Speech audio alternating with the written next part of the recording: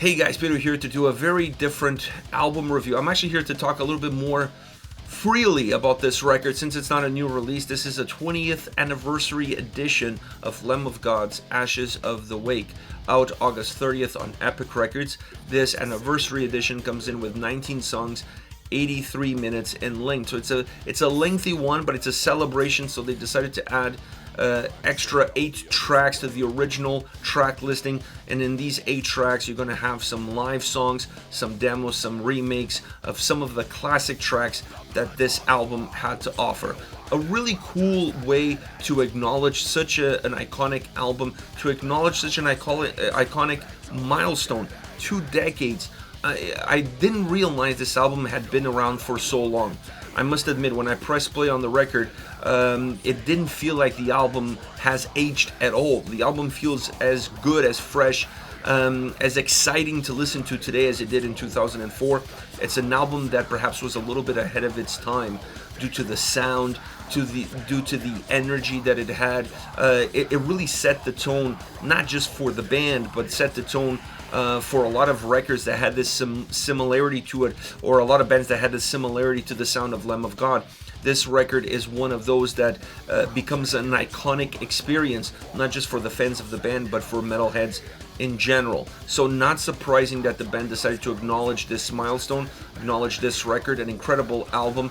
If you go to their site, I think you can order some t-shirts as well. There's a much bigger package. You can get vinyls, you can get CDs. There's a little bit of everything for everybody, not just inside of the record, but even in terms of how you can celebrate this milestone, this anniversary. So it's really up to the fans in terms of how they want to approach it. But I overall like the idea of this record. First of all, I like the fact that they're putting it all together and they're adding some tracks around it. The demos are cool because they kind of give you an idea of where everything started, or how it all started. Then having some live songs, it also gives you the feeling of what the live energy of Lamb of God is, specifically when it comes to tracks on this record. And this record has a lot of iconic tracks. Tracks like Laid to Rest, Omerta, or Now You've Got Something to Die For. These are songs that are still on the set list today, 20 years later, which it showcases the quality of the record and the quality of the tracks.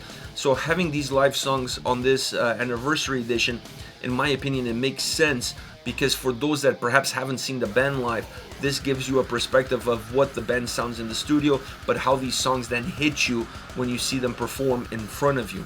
And I also like the remakes, specifically the one with Kublai and Malevolence, which was Another Nail for Your Coffin. This is a different take on that song, with guest appearances, like I said, from Kublai and Malevolence. That is also a nice way of approaching a track like this. It's a nice way to giving it a new spin, a new feel, a new look, with 2 bands that I'm sure were heavily influenced by Lamb of God in their sound and even in their live performances. These are 2 very young and energetic bands that have a lot of the prototypical elements that we saw in Lamb of God back in 2004 when this album was released, but that we still see today in Lamb of God when they hit the stage. So it's a great album with great sound that really defined the band, and sound that gravitates around these 2 cornerstones, the guitars and drums. First of all, I've always been a big fan of the grooviness of Lamb of God, the grooviness of their guitar sound, but also the tonality that their guitars have. Once you're listening to Lamb of God, all you really need is a few seconds, 5 seconds at the most, of a riff, and you know it's a Lamb of God song. You may not know what song it is, but you know it's a Lamb of God song, because nobody has that guitar style, that guitar sound, that grooviness, very unique to the band. And I think that sound, that experience, that grooviness was all developed within this record. This record really set that tone moving forward. And the same could be said for the drums to a certain extent. I mean, the drum sound on this record is phenomenal. I really like the texture, I like the heaviness, I like the power, but it also has soul. For as groovy as the guitars are, The drums have a ton of soul in them, and I think the mixture of those two elements is what created that fingerprint DNA that it is Lamb of God today. And once again, I feel like this album was the one that set them on that path. It was the one where perhaps they discover that secret formula where everything came together perfectly, and then they've been able to craft it, hone it across 20 years of existence since the release of this record in 2004. The vocals are phenomenal. Randy has that raspiness to him, and it's actually incredible to hear some of the new material, and then you hear this record, and you go back and you listen to the 2004 album when it came out. I don't feel like he's lost or changed that much of his vocal approach. I actually feel like his vocal approach, if anything, has become a little bit more precise in terms of how he goes about it, the certain nuances with certain lyrics, with certain words, giving a little bit more of an impact, giving a little bit more of a push, perhaps becoming a little bit more emotional in the delivery of those lyrics as he's grown older, as he's developed his craft, as he's developed his instrument, and also as the band has grown. But you could see those same raw elements present on this album, and it's really nice to see that path that he has taken that hasn't changed that much. It's just become a little bit more focused, perhaps. An album that has also a lot to offer. It's like I said, it's not just an iconic record, this 20th anniversary edition. Get that extra material. I think for fans of the band, this is almost a must.